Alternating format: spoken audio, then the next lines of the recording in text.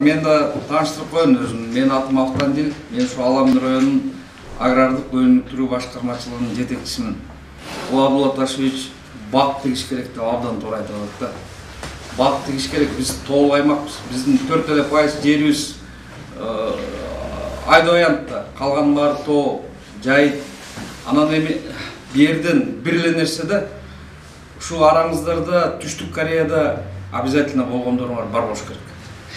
Түштүк Кореянын адырлары, тоолору, бүт баары бир бош жер жок да, бүт Токойдо.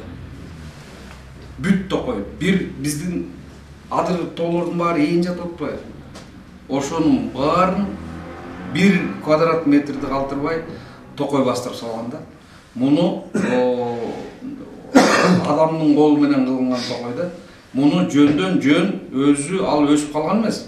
Мисалы үчүн нарын тарап, көл тарап, боомдун ичи нары кетсек, тияктан Каракөл нары Токтогулдун ичи Үштерек бүт эле жатпайбы? Ээн адыр болуп элечи. Актала, Кочкор, нар Жуңгалды айтпай эле коелу. Суу самырдын ичи жатат баары тең. Муну 1961 жылы мен силерге айта кетейин, Түштүк Кореянын аянты 97.000 эле квадратный километр. Ага салыштырмалуу Кыргызстандыкы 200.000 квадратный километр. Биздин в административных границах. Биз Абдулла Ташевич айткандай 6.300.000 эле калк турабыз. А Түштүк Кореяда 52 миллион бар.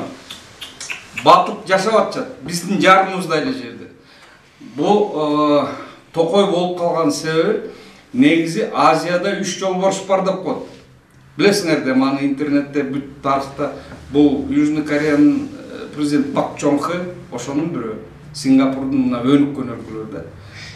Для сравнения айтайын, Түштүк Кореянын валовый доход на душу населения, при том, что 52 миллион 26 тысяч долларов на душу населения.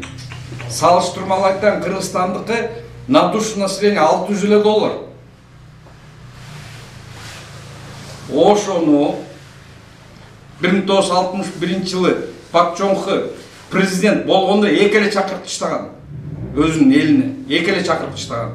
Биринчиси апаларга, аялдарга кайрылганда, биз сырттан карыз албайлы болгон алтыныңарды чогултуп бергиле апалар. Ошону стартовый кылып, дүйнөлүк бир жага коюп, ошондон биз кыймылдап баштайбыз деп. Түштүк Корея итке минген кедей болгон. Итке минген кедей болгон. 5 тоннун алтын чогулган аялдардан.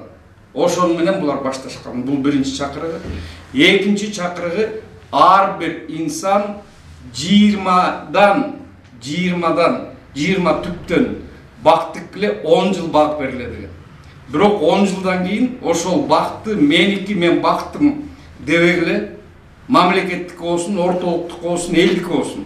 10 жылдан кийин мамлекет акчаңарды төлөп беребиз. 20 доллардан бир тигип 10 жыл багып өстүргөн багыңарга деп кепилдик берген.